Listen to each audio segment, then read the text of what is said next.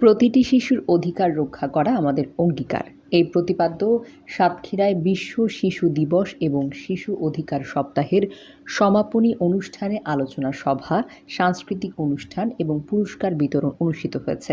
সোমবার বিকেলে বাংলাদেশ শিশু একাডেমি মিলনায়তনে জেলা প্রশাসন এবং বাংলাদেশ শিশু একাডেমির আয়োজনে জেলা শিশু বিষয়ক কর্মকর্তা রিয়াজুল ইসলামের সভাপতিত্বে আলোচনা সভা এবং পুরস্কার বিতরণ অনুষ্ঠানে প্রধান অতিথি হিসেবে উপস্থিত ছিলেন অতিরিক্ত জেলা প্রশাসক বিষ্ণুপদ পাল।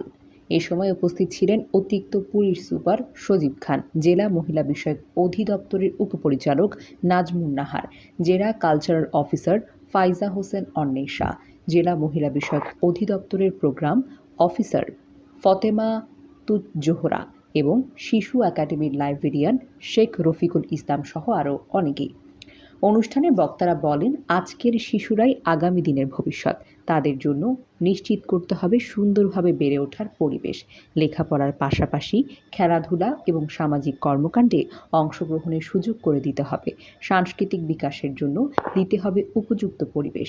এগুলো শিশুদের মেধা ও মননের বিকাশে গুরুত্বপূর্ণ ভূমিকা পালন করে থাকে। শিক্ষার্থীদের হাত ধরে বৈষম্য বিরোধী সমাজ ব্যবস্থা ও উন্নত বাংলাদেশ গড়ার স্বপ্ন তৈরি হয়েছে। Nusrat Jahan, CN Bangla news desk.